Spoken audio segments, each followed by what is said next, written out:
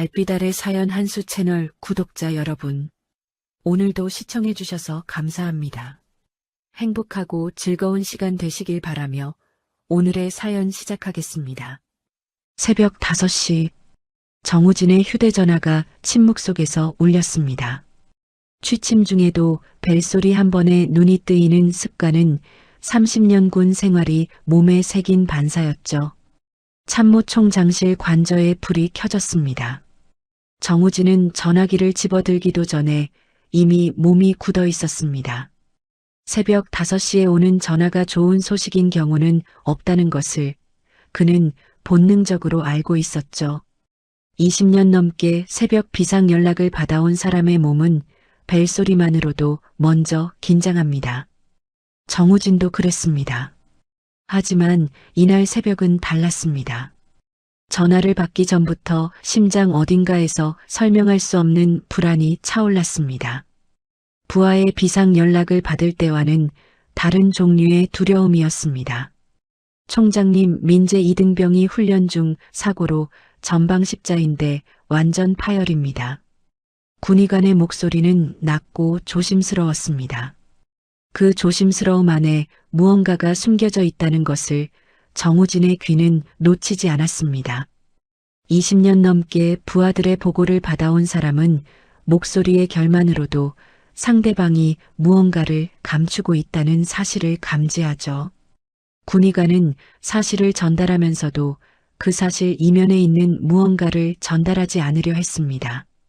그것이 목소리의 떨림으로 말 끝에 미묘한 여백으로 새어나왔습니다. 훈련 중 사고?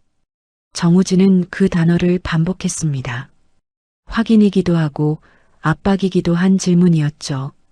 전화기 너머에서 잠깐의 침묵이 흘렀습니다. 그 침묵이 곧 하나의 대답이었습니다.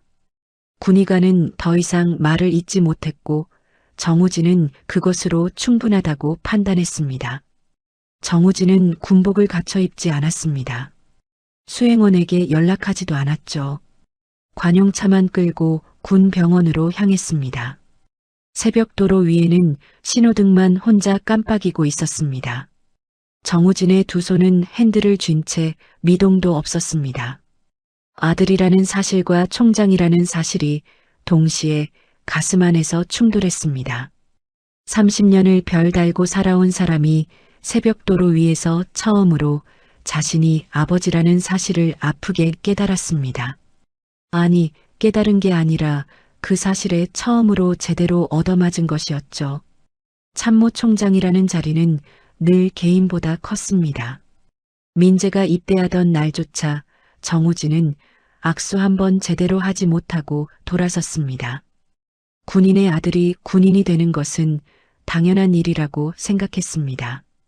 그 당연함이 이 새벽 얼마나 차가운 것이었는지를 핸들을 쥔 손이 느끼고 있었습니다. 병실 문이 열렸을 때 정우진은 한 걸음 멈췄습니다.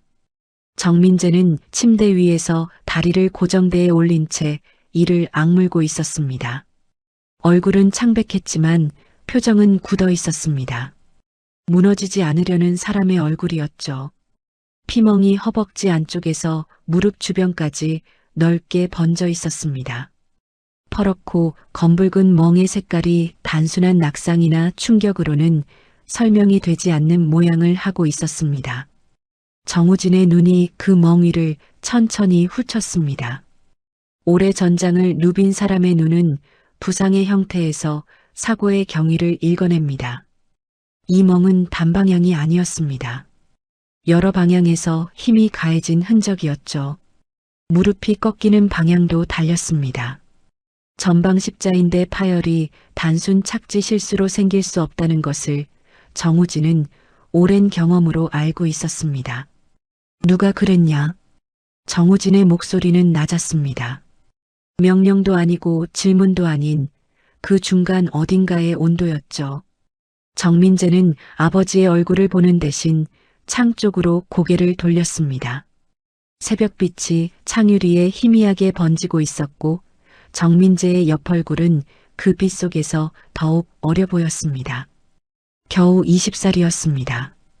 훈련이었어요. 그 훈련 이름이 뭐냐? 대답이 없었습니다. 병실 안의 침묵은 두껍고 무거웠습니다. 20살의 이등병은 아버지이자 육군 참모총장인 사람 앞에서도 입을 열지 않았습니다. 그 고집이 어디서 온 것인지 정우진은 어렴풋이 짐작할 수 있었습니다. 자신에게서 왔을 테니까요. 어렸을 때부터 정민재는 울지 않는 아이였습니다. 아프다고 말하지 않는 아이였죠. 그게 강함인 줄 알았는데 지금 이 순간 그 침묵이 정우진의 가슴에 못처럼 박혔습니다. 그때 군의관 이선영 대위가 조용히 입을 열었습니다. 총장님, 일반적인 체력 훈련에서는 이런 각도로 전방 십자인대가 파열되기 어렵습니다. 외부 충격 또는 비정상적인 체중 쏠림이 복합적으로 작용했을 가능성이 높습니다. 이선영의 목소리는 흔들리지 않았습니다. 사실만 말하는 사람의 목소리였죠. 차트를 내려다보는 이선영의 눈빛에는 망설임 대신 단호함이 있었습니다. 이 군의관은 두려워하면서도 말하기로 결심한 사람이었습니다. 정우진의 눈이 굳었습니다. 복도 쪽에서 낮은 목소리들이 새어들어왔습니다. 간호병들이 주고받는 말이었습니다. 소대장이 밀어붙였다더라. 무릎 꿇리고 계속 뛰게 했다던데. 그 말이 귀에 닿는 순간 정우진의 두 손이 천천히 주먹으로 말렸습니다. 손등의 핏줄이 도드라졌습니다. 무릎을 꿇린 채로 달리게 했다는 것이 무엇을 의미하는지 군인이라면 압니다. 그것은 훈련이 아닙니다. 분노인지 수치심인지 구분이 되지 않는 감정이 정우진의 가슴 아래쪽에서 뜨겁게 치밀었습니다. 하지만 정우진은 그 감정을 얼굴에 내보내지 않았습니다. 병실 안의 아들은 여전히 창을 보고 있었죠. 새벽빛이 조금씩 짙어지고 있었습니다. 바깥에서는 세상이 아무것도 모른 채 서서히 밝아오고 있었어요. 정우진은 공식 방문을 선택하지 않았습니다. 헬기도 없었고 수행 참모도 없었습니다. 계급장은 최소한으로 달았습니다.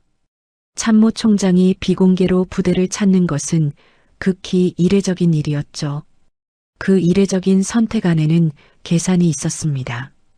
공식 방문이 되는 순간 부대 전체가 정렬하고 보고 체계가 작동하기 시작합니다. 보고 체계가 작동하면 진실은 층층이 걸러지고 정제되어 올라옵니다. 정우진은 그것을 원하지 않았습니다. 날 것 그대로의 현장을 보고 싶었죠. 군 생활 30년 중 가장 조용하고 가장 무거운 걸음으로 정우진은 부대 정문을 통과했습니다. 연병장은 오전 훈련이 막 끝난 직후였습니다. 병사들이 흩어지며 정렬을 풀고 있었고 그 사이로 한도윤 소대장이 정면에 섰습니다. 20대 중반의 젊은 장교였습니다. 체격은 단단했고 자세는 반듯했습니다. 처음 보는 사람이라면 모범적인 장교라는 인상을 받을 만한 외모였죠. 하지만 정우진의 눈은 외모를 보는 눈이 아니었습니다. 그는 사람의 눈을 봤습니다. 한도윤의 눈은 흔들리지 않았습니다. 그 흔들리지 않음이 오히려 정우진의 촉을 자극했습니다. 겁을 먹은 사람은 눈이 흔들립니다. 하지만 이미 무언가를 결심한 사람의 눈은 고요합니다. 한도윤은 후자였죠. 이등병 정민재 사고 경위 보고하라. 정우진의 목소리에는 감정이 없었습니다.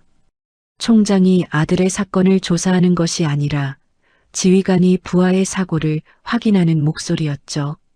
그 냉정함을 유지하는데 얼마나 많은 힘이 들었는지는 정우진 본인만 알고 있었습니다. 한도윤은 막힘없이 대답했습니다. 체력 보강 훈련 중 본인이 한계를 넘어 쓰러진 사고입니다. 저는 훈련 중단을 지시했으나 이등병 정민재가 계속하겠다고 했습니다. 중단 지시를 했는데 왜 인대가 끊어졌지? 잠깐의 정적이 흘렀습니다. 한도윤은 시선을 내리깔지 않았습니다. 그것이 정우진을 더 불편하게 만들었죠. 거짓말을 잘하는 사람과 진실을 감추는 사람은 다릅니다. 거짓말을 잘하는 사람은 능숙하게 눈을 마주칩니다. 한도윤은 그런 종류의 사람처럼 보였습니다. 바로 그때 정우진의 시선이 연병장 가장자리로 흘렀습니다. 병사 한 명이 천천히 무릎을 꺾으며 쓰러졌습니다. 다른 병사들이 달려들어 부축했습니다. 소란스러운 듯하면서도 익숙한 동작이었습니다. 자주 있는 일이라는 듯이 주변 병사들이 빠르게 움직였죠. 정우진의 눈이 그 병사의 다리로 내려갔습니다.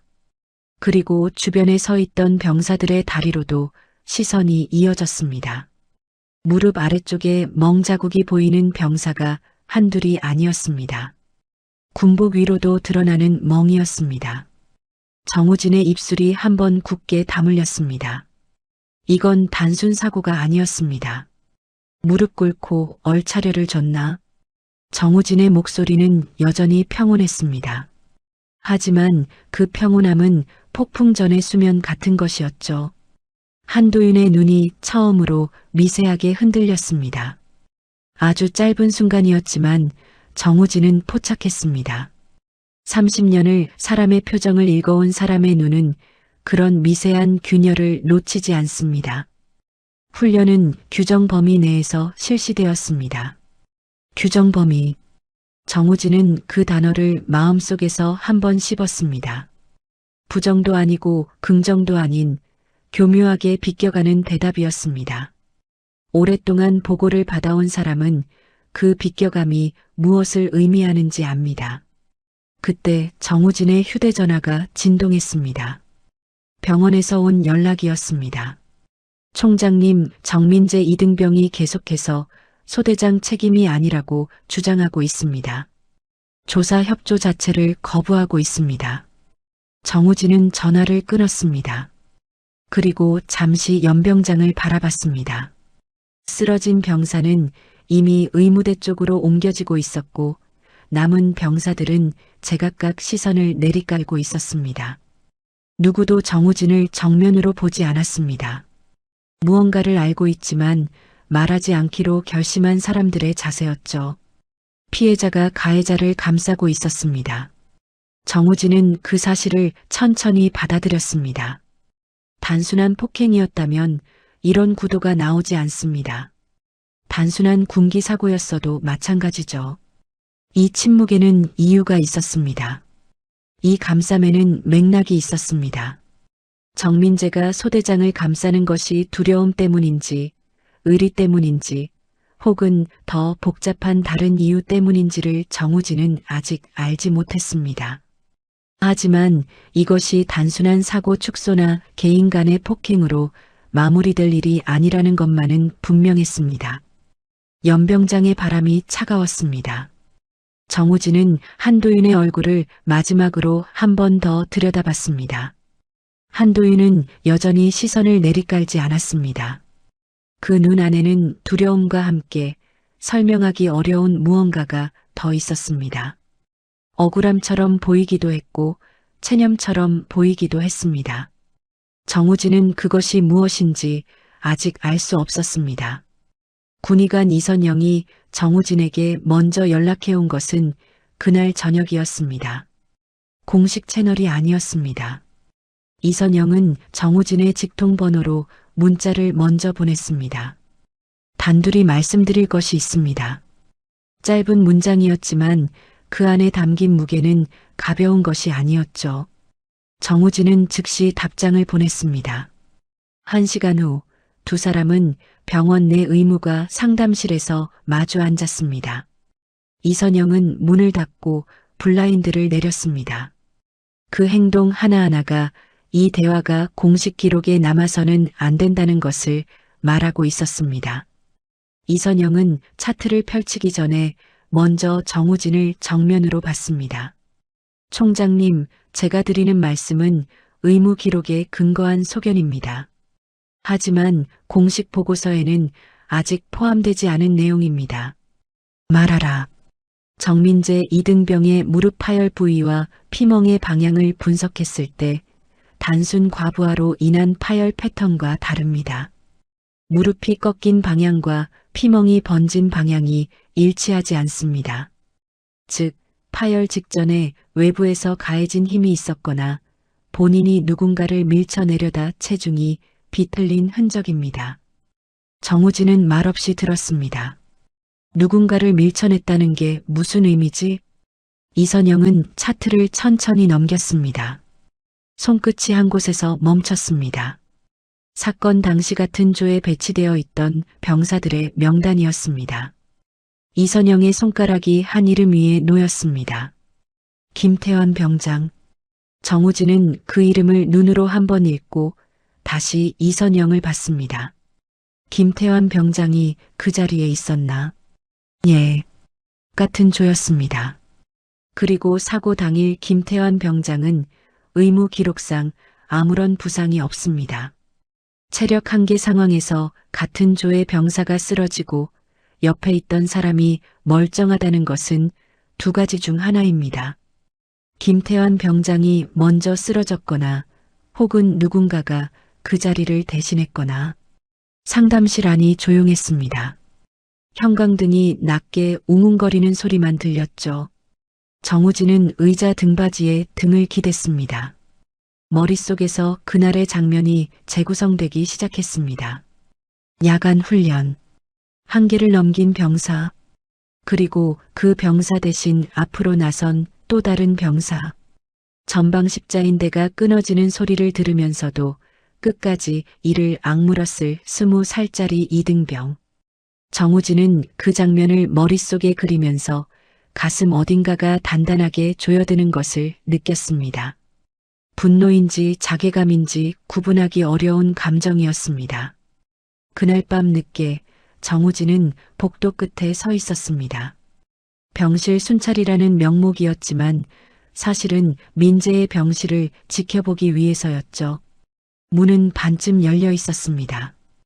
병실 안에는 불이 꺼져 있었고 복도에 불빛만 가늘게 스며들고 있었습니다. 정우진이 복도 끝 그림자 안에 선 지 얼마 지나지 않아 발소리가 들렸습니다. 조심스럽고 빠른 발소리였습니다. 군복을 입은 젊은 병사였습니다. 병장 계급장이 보였습니다. 김태환이었습니다. 김태환은 주변을 한번 살피고 병실 안으로 들어갔습니다. 정우진은 움직이지 않았습니다. 왜 말 안 하냐, 야, 정민재. 내가 나 대신 맞은 거잖아. 왜 아무 말도 안 해? 김태환의 목소리는 낮았지만 떨리고 있었습니다. 죄책감이 목소리를 흔드는 방식이었죠. 정민재의 대답은 곧바로 돌아왔습니다. 입 다물어. 야, 이러면 안 되잖아. 나 때문에 내가. 닥치라고. 정민재의 목소리는 낮고 단호했습니다. 약해진 사람의 목소리가 아니었습니다. 무언가를 지키려는 사람의 목소리였죠.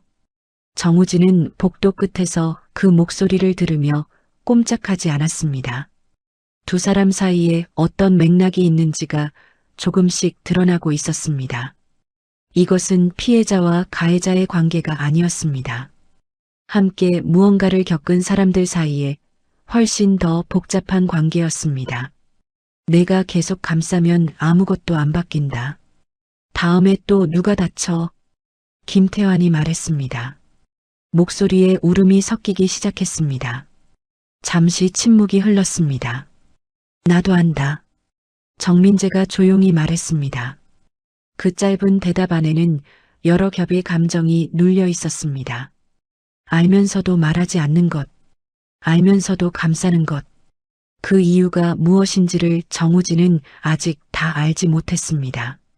하지만 한 가지는 분명해졌습니다.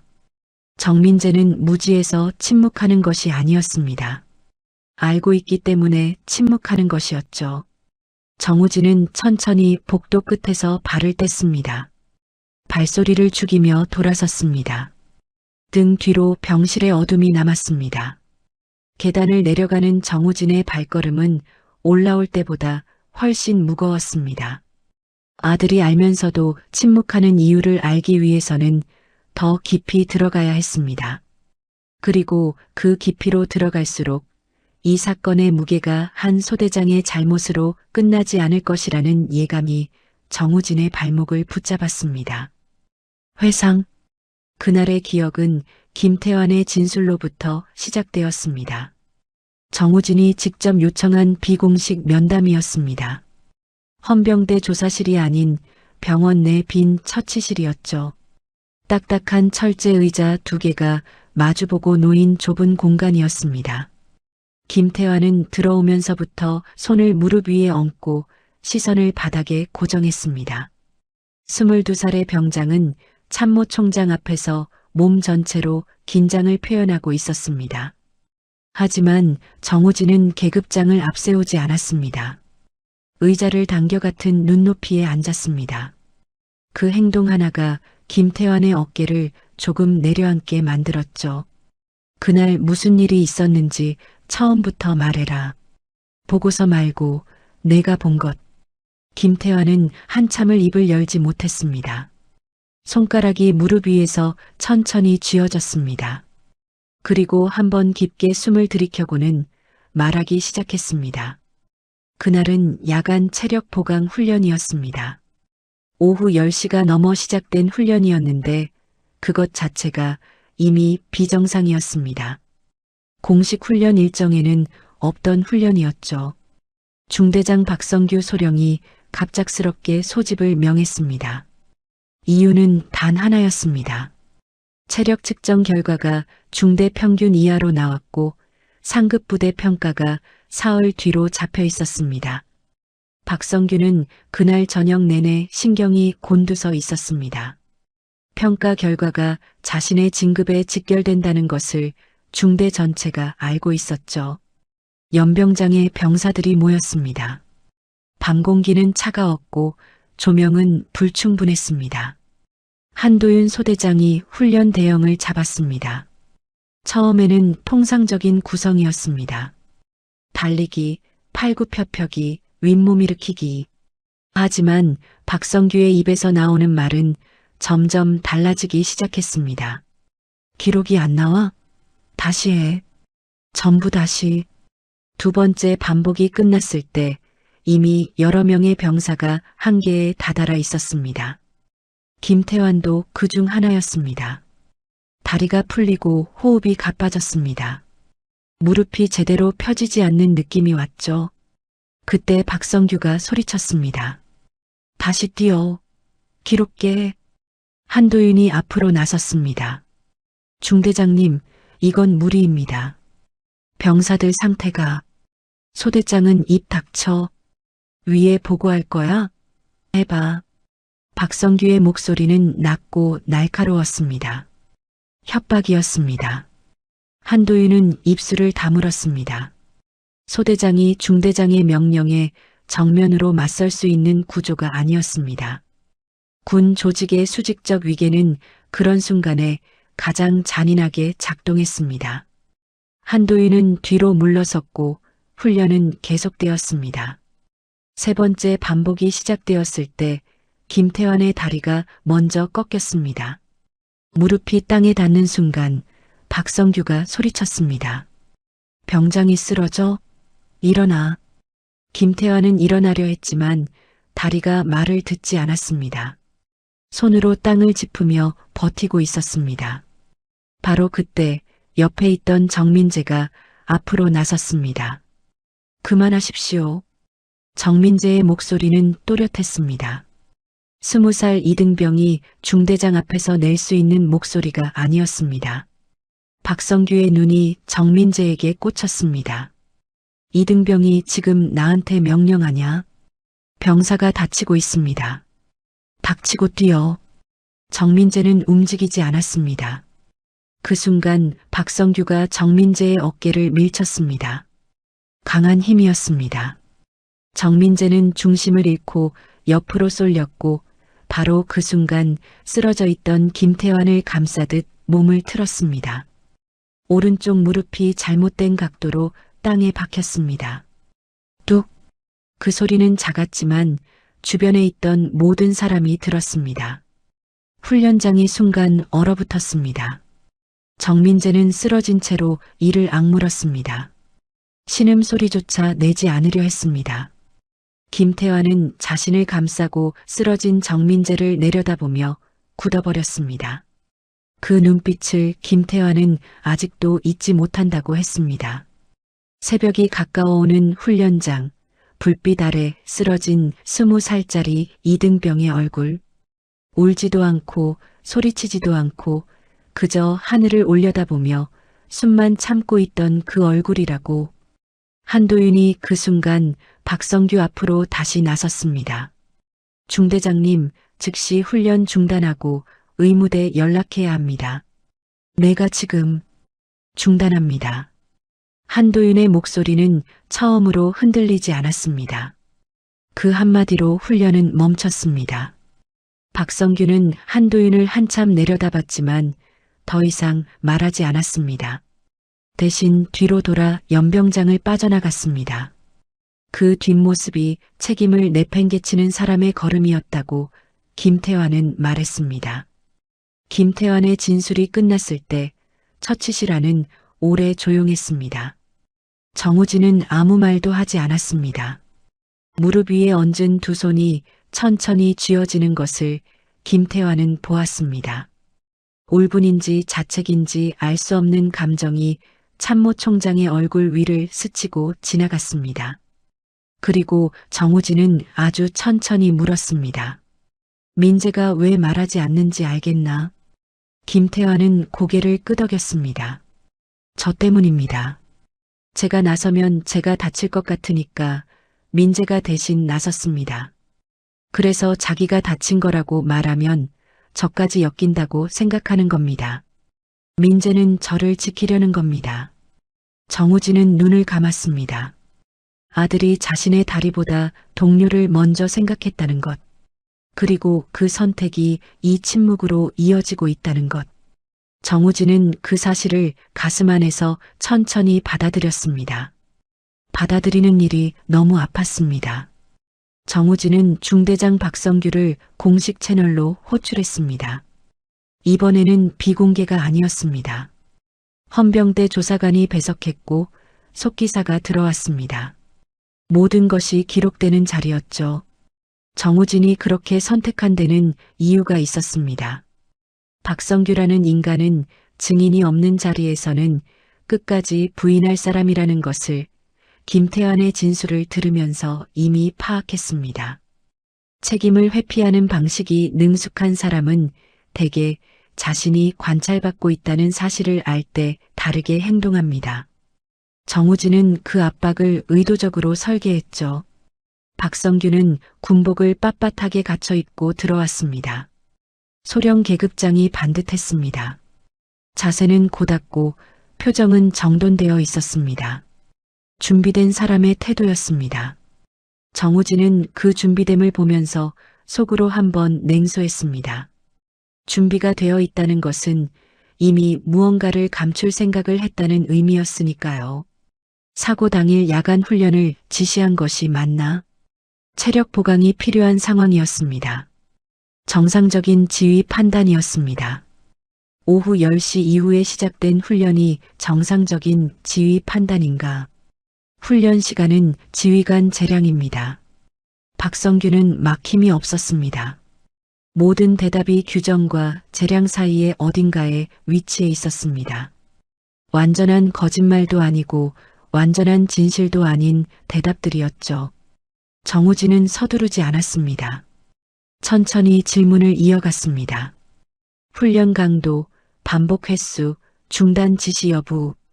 박성규는 매 질문마다 규정 범위 내라는 말로 방어선을 쳤습니다.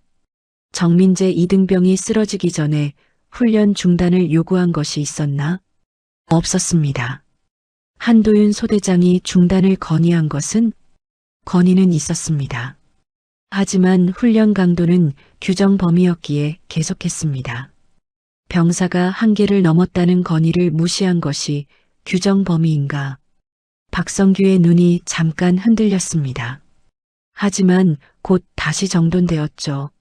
무시한 것이 아니라 지휘 판단을 내린 겁니다.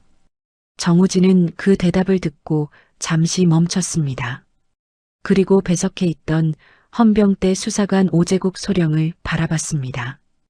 오제국은 말없이 고개를 한번 끄덕였습니다. 그것이 신호였습니다. 오제국이 테이블 위에 파일 하나를 올려놓았습니다. 그리고 노트북을 열었습니다. 재생 버튼이 눌렸습니다. 훈련 당일 밤의 음성이었습니다. 오제국이 사고 이후 부대 내 감시 장비 기록을 검토하는 과정에서 확보한 것이었습니다.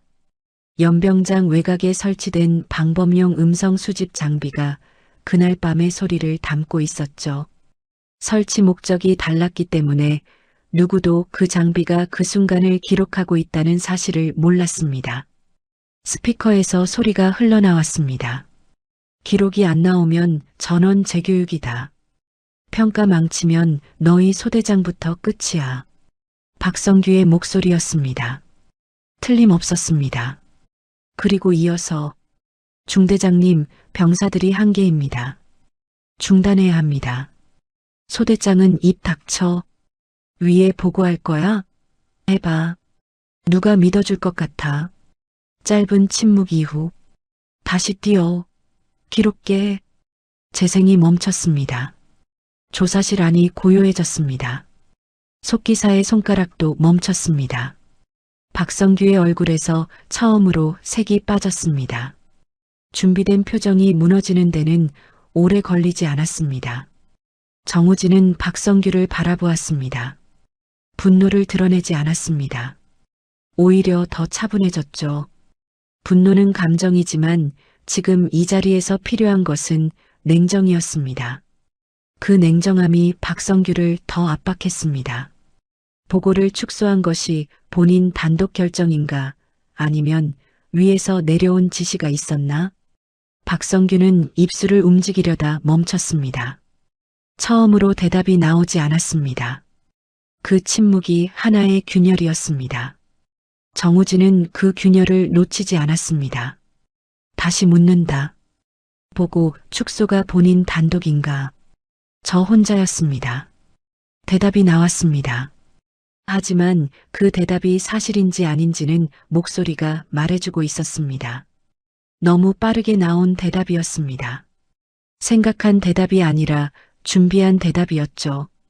정우진은 그것을 알면서도 더 이상 그 방향으로 밀어붙이지 않았습니다. 지금 당장 박성규를 무너뜨리는 것이 목적이 아니었습니다. 이 사건이 박성규 한 사람의 일탈로 마무리되어서는 안 된다는 것을 정우진은 이미 알고 있었습니다. 조사실을 나오면서 정우진은 오제국을 불러 세웠습니다. 박성규 위로 올라가라. 이 훈련 지시가 어디서 시작됐는지 오제국은 짧게 대답했습니다. 이미 시작했습니다. 중대장 위에 대대장, 그 위에 연대장까지 실적 압박 라인이 연결되어 있을 가능성이 있습니다. 정우진은 잠시 복도 창밖을 바라봤습니다. 부대 전경이 내려다 보였습니다. 반듯하게 정렬된 건물들, 질서 있어 보이는 외형. 하지만 그 안에서 어떤 압박이 어떤 방식으로 아래로 내려오고 있었는지를 이제 정우진은 알기 시작했습니다. 실적, 평가, 진급. 그 욕망의 사슬이 연병장 한 귀퉁이에서 20살짜리 이등병의 무릎을 끊어 놓았습니다. 정우진의 눈이 서서히 달라졌습니다. 이것은 소대장의 문제도 중대장의 문제도 아니었습니다. 조직이 만들어낸 문제였습니다. 그리고 그 조직의 정점에 지금 정우진 자신이 서 있었습니다. 병실을 다시 찾은 것은 저녁 무렵이었습니다. 이번에는 수행원도 없었고 군의관도 없었습니다. 정우진 혼자였습니다. 병실 문을 두드리고 들어갔을 때 정민재는 침대 등받이를 세우고 창밖을 보고 있었습니다. 다리는 여전히 고정대에 올려져 있었고 무릎 주변의 멍은 이틀이 지나면서 색이 더 짙어져 있었습니다. 파랗던 것이 검붉게 변하는 멍의 색깔은 시간이 지날수록 더 선명해지는 법이었습니다. 정우진은 그것을 보면서 문 앞에 잠깐 서 있었습니다. 정민재는 아버지가 들어온 것을 알았지만 창에서 시선을 거두지 않았습니다. 그 행동이 무례함이 아니라는 것을 정우진은 알고 있었습니다. 정민재는 어렸을 때부터 감정이 정리되지 않으면 눈을 마주치지 않는 아이였습니다. 눈을 마주치는 순간 감정이 새어나갈까봐 두려워하는 것이었죠. 그 버릇이 어디서 왔는지 정우진은 이제야 알 것 같았습니다. 자신에게서 왔습니다. 감정을 드러내지 않는 것이 강함이라고 가르친 사람이 정우진이었으니까요. 정우진은 침대 옆 보호자용 의자를 당겨 앉았습니다. 오랫동안 아무 말도 하지 않았습니다. 두 사람 사이에 침묵이 흘렀습니다. 어색한 침묵이었지만 억지로 깨고 싶지 않았습니다. 서두르면 정민재가 다시 다칠 것이었습니다. 정우진은 기다리는 법을 알고 있었습니다. 협상 테이블에서도 작전 회의실에서도 기다림이 때로는 가장 강한 전략이었습니다. 창밖으로 해가 기울고 있었습니다. 병실 안으로 주황빛이 비스듬히 들어왔습니다. 왜 말하지 않았냐? 정우진이 먼저 입을 열었습니다. 질책이 아니었습니다. 진짜로 이유를 알고 싶은 사람의 목소리였죠. 정민재는 그제야 천천히 창에서 시선을 걷었습니다. 아버지를 정면으로 보았습니다. 처음이었습니다. 입대 이후, 아니 어쩌면 훨씬 더 오래전부터 정민재가 아버지를 이렇게 정면으로 바라본 것이 처음이었습니다. 아버지가 개입하면 다들 저 때문에 망가집니다. 목소리는 담담했습니다. 감정을 억누른 담담함이 아니라 이미 오래 생각해서 정리된 사람의 담담함이었습니다. 정우진은 그 말을 듣고 잠시 멈췄습니다. 그래서 내 다리를 버렸냐? 버린 게 아닙니다. 정민재가 곧바로 받았습니다. 반박이었지만 날이 서 있지 않았습니다. 태환이가 쓰러지는 걸 그냥 볼 수 없었습니다. 그리고 소 대장님은 막으려 했습니다. 소 대장님이 잘못한 게 아닙니다. 소 대장님은 끝까지 중단시키려 했어요. 알고 있다. 정우진의 대답에 정민재의 눈이 잠깐 흔들렸습니다. 예상하지 못한 대답이었던 것 같았습니다. 아버지가 이미 그 사실을 알고 있다는 것이 정민재에게는 낯선 일이었죠. 그런데도 말하지 않은 건 아버지가 개입하면 태환이도 소 대장님도 전부 다 아버지 손에 달리게 되는 거잖아요. 저는 그게 싫었습니다. 정우진은 그 말의 의미를 천천히 새겼습니다. 아버지의 권력이 구원이 아닌 압박으로 느껴졌다는 것. 자신의 존재가 아들에게 방패가 아니라 또 다른 무게였다는 것. 그 사실이 가슴 어딘가를 조용히 무너뜨렸습니다. 군은 조직이잖아요. 정민재가 계속했습니다. 조직 안에서 생긴 일은 조직 안에서 해결해야 한다고 아버지가 가르쳤잖아요. 위에서 개입하면 아래가 망가진다고. 저는 그 말을 믿었습니다. 정우진의 숨이 멎었습니다. 자신이 했던 말이었습니다. 틀림없이 자신의 말이었습니다. 어느 저녁 식탁에서 혹은 민재가 입대를 앞두고 마음의 준비를 할 때 아버지로서가 아니라 총장으로서 했던 말이 고스란히 아들의 가슴에 새겨져 있었습니다. 그 말이 지금 칼이 되어 돌아오고 있었습니다. 자신의 말이 아들의 무릎을 끊어놓은 이유 중 하나였다는 사실을 정우진은 부정할 수 없었습니다. 병실 안이 오래 조용했습니다. 정우진은 무릎 위에 얹은 두 손을 내려다봤습니다. 30년 동안 수많은 결정을 내린 손이었습니다.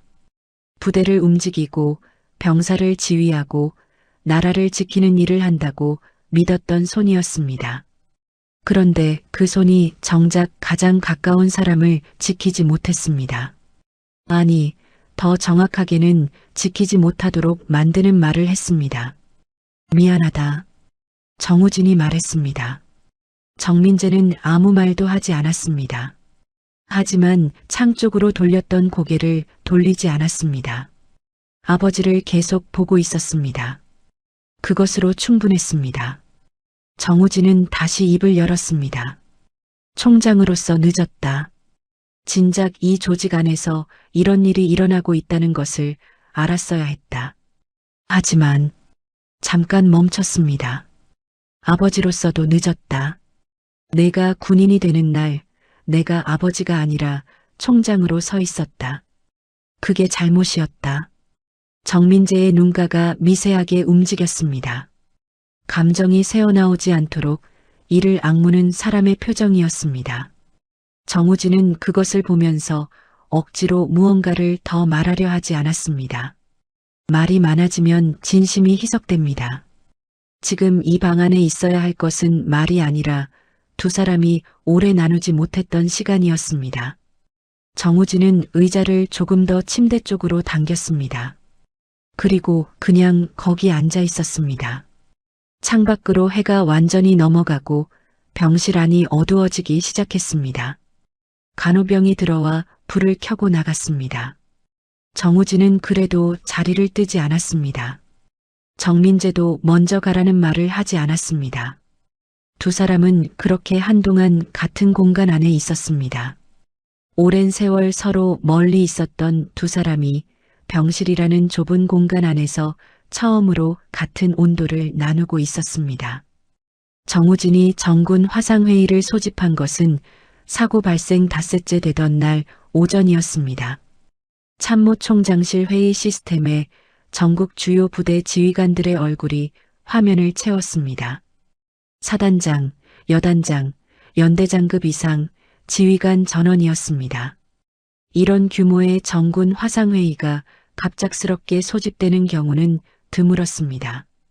북방에 이상 징후가 있거나 대형 재난이 발생했거나 혹은 그에 준하는 중대한 사안이 있을 때였죠. 화면 속 지휘관들의 표정에는 저마다 긴장이 역력했습니다. 무슨 일인지 아직 아무도 몰랐습니다. 사전에 안건을 공지하지 않았기 때문이었습니다. 그건 역시 정우진의 의도였습니다. 준비된 표정을 보고 싶지 않았습니다. 정우진은 자리에 앉지 않았습니다. 서서 화면을 마주했습니다. 최근 본 사령부 예하부대에서 발생한 훈련 중 부상사고와 관련하여 정군 지휘관에게 직접 말한다. 목소리는 낮고 평온했습니다. 하지만 그 평온함이 오히려 화면 속 지휘관들을 긴장하게 만들었습니다. 정우진이 감정을 드러내지 않을 때가 가장 위험하다는 것을 오래 함께한 사람들은 알고 있었죠. 본 사건은 개인 일탈이 아니다. 그 한 문장이 화면 속 수십 명의 지휘관들에게 동시에 도달했습니다. 개인 일탈이 아니라는 말의 무게가 어떤 것인지 군 조직에서 오래 살아온 사람들은 즉각 이해했습니다. 개인의 문제로 규정하면 그 개인을 처벌하고 마무리할 수 있습니다. 하지만 조직의 문제로 규정하는 순간 그 조직 전체가 책임의 사정권 안에 들어옵니다. 화면 속 일부 지휘관들의 눈이 미세하게 흔들렸습니다. 실적 압박이 훈련 현장에서 병사의 몸을 망가뜨리는 방식으로 작동하고 있었다. 이것은 이번 사건에만 국한된 이야기가 아닐 가능성이 높다. 정우진은 잠시 멈췄습니다. 화면 속 지휘관들이 그 침묵 안에서 각자 자신의 부대를 돌아보도록 만드는 침묵이었죠. 오늘부로 해당 중대장 박성규 소령을 직위해제한다. 사유는 병사 안전 의무 위반 및 사고 경위 보고 축소다. 화면 속 몇몇 지휘관들이 눈을 내리깔았습니다. 직위해제라는 단어가 주는 무게를 각자의 방식으로 받아들이는 것이었습니다. 아울러 정군 훈련 규정을 전면 재검토한다. 특히 야간 훈련 소집 기준, 반복 훈련 한계 기준, 그리고 병사가 훈련 중단을 요청할 수 있는 권리 보장 규정을 이번 달 안에 새로 마련한다. 각 부대 지휘관은 현재 시행 중인 훈련 방식을 즉시 자체 점검하고 보고하라. 여기까지는 예상 가능한 수순이었습니다. 하지만 정우진의 다음 말은 달랐습니다. 한도윤 소대장은 즉시 진술보호 조치 하에 재조사를 실시한다. 화면 속 지휘관들 사이에서 미묘한 동요가 일었습니다. 진술보호라는 것은 해당 인물이 상급자의 압박 없이 자유롭게 진술할 수 있도록 조직이 보장하는 조치였습니다. 그것은 한도윤이 무언가를 숨기고 있다는 것을 공식적으로 인정하는 동시에 그 숨김의 이유가 압박 때문이었을 수 있다는 것을 총장 스스로 인정하는 선언이었습니다. 가해자로 지목된 사람을 보호 조치로 감싸는 것. 그 역설적인 결정이 화면 속 지휘관들을 혼란스럽게 만들었습니다. 회의가 끝나고 한도윤이 조사실로 들어왔습니다. 진술보호 조치가 내려졌다는 사실을 통보받은 직후였습니다. 한도윤의 표정은 이상하게도 더 무거워 보였습니다. 풀려난 사람의 얼굴이 아니었습니다. 오히려 오래 짊어지고 있던 것을 이제 내려놓아야 한다는 것을 아는 사람의 얼굴이었죠. 정우진은 그 표정에서 무언가를 읽었습니다. 끝까지 버틸 생각이었나? 정우진이 먼저 물었습니다. 한도윤은 의자에 앉아 한참 동안 두 손을 마주 쥐었습니다. 그리고 천천히 고개를 들었습니다. 저는 그날 막지 못했습니다. 목소리가 처음으로 흔들렸습니다. 며칠 동안 조사를 받으면서도 흔들리지 않았던 목소리가 이 한 문장에서 무너졌습니다. 중단하라고 했습니다. 2번 말했습니다. 하지만 중대장이 밀어붙였고 저는 3번째 말을 하지 못했습니다. 계급이 무서웠던 게 아니었습니다. 이 말을 했을 때 제 뒤에 있는 병사들에게 어떤 불이익이 돌아올지가 무서웠습니다. 정우진은 말없이 들었습니다. 정민재 이등병이 쓰러지는 것을 보면서 제가 한 번만 더 말했으면 됐다고 생각했습니다. 딱 한 번만 더. 그 한 번이 없었습니다. 그게 제 잘못입니다. 한도윤의 눈에 물기가 맺혔습니다. 흘러내리지는 않았습니다. 흘리지 않으려는 것이 아니라 이 눈물조차 자신이 감당해야 할 것이라고 생각하는 사람의 표정이었습니다. 정우진은 오래 침묵했습니다. 그리고 말했습니다. 한 번 더 말하지 못한 것이 내 잘못이다.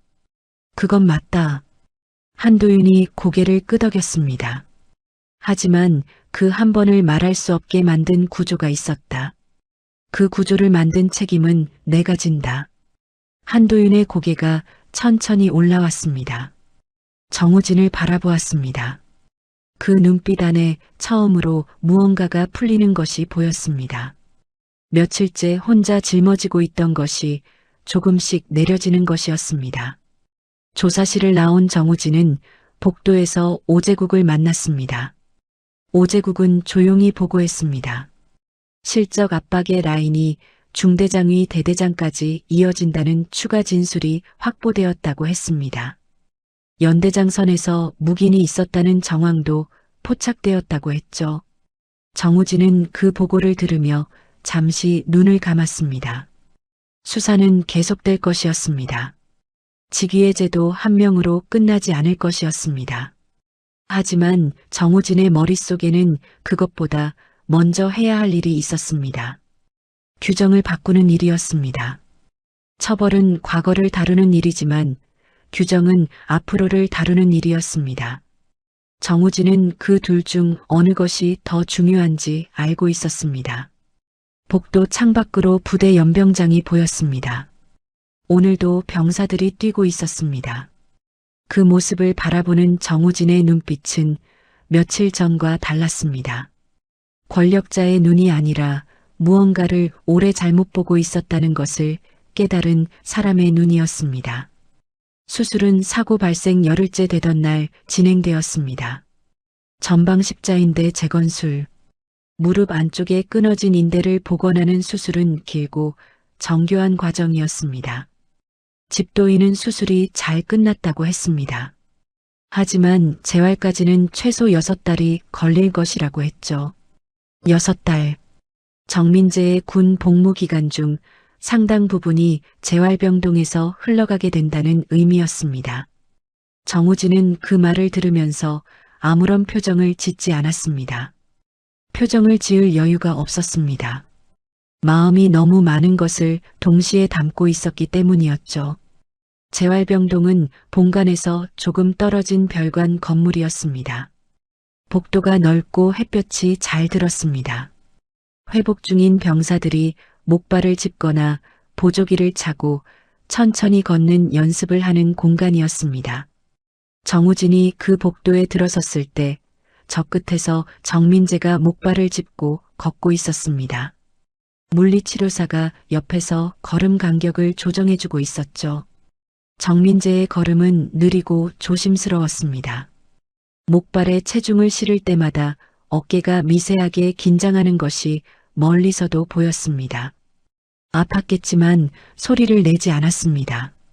그 모습이 정우진의 가슴 어딘가를 조용하고 깊게 건드렸습니다. 물리치료사가 자리를 비켜줬습니다. 정우진은 정민재의 옆으로 천천히 걸어갔습니다. 나란히 섰습니다. 정민재는 아버지를 보았지만 멈추지 않았습니다. 목발을 짚으며 계속 앞으로 걸었습니다. 정우진도 멈추지 않았습니다. 그냥 옆에서 같은 속도로 걸었습니다. 두 사람은 그렇게 복도를 천천히 걸었습니다. 아무 말도 없이. 복도 끝에 창이 있었습니다. 창밖으로 부대 외곽의 산이 보였습니다. 이른 봄이었고 산 중턱에 연한 초록이 막 올라오기 시작하고 있었습니다. 정민재가 창 앞에서 멈췄습니다. 목발에 기대어 잠시 숨을 골랐습니다. 정우진도 옆에 섰습니다. 한참 후에 정우진이 입을 열었습니다. 총장으로는 늦었지만 아버지로는 늦지 않겠다. 목소리가 낮았습니다. 선언이 아니었습니다. 다짐이었습니다. 자신에게 하는 말이기도 하고 아들에게 하는 말이기도 한 온도였죠. 정우진은 그 말을 하면서 시선을 창밖에 두었습니다. 정민재의 얼굴을 정면으로 보기가 어려웠습니다. 이 나이에 이 자리에서 아버지라는 말이 이토록 무겁게 느껴질 줄은 몰랐습니다. 정민재는 잠시 말이 없었습니다.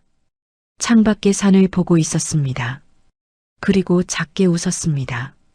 크지 않은 웃음이었습니다. 억지로 만든 웃음도 아니었습니다. 오랫동안 단단하게 닫혀있던 무언가가 조금 열리는 순간의 웃음이었죠. 처음으로 아버지 같네요. 그 말이 복도 안에 조용하게 떨어졌습니다. 정우진은 그 말을 듣는 순간 숨을 한 번 깊게 들이켰습니다. 가슴이 조여드는 느낌이었습니다. 처음으로 아버지 같다는 말. 그 말 안에는 지금까지 아버지답지 않았다는 의미가 담겨 있었습니다. 정우진은 그것을 반박하지 않았습니다. 반박할 수 없었고 반박하고 싶지도 않았습니다. 그냥 그 말을 받아들였습니다. 아프게 그리고 감사하게. 바로 그때 복도 벽에 걸린 텔레비전에서 뉴스가 흘러나왔습니다. 앵커의 목소리가 또렷했습니다.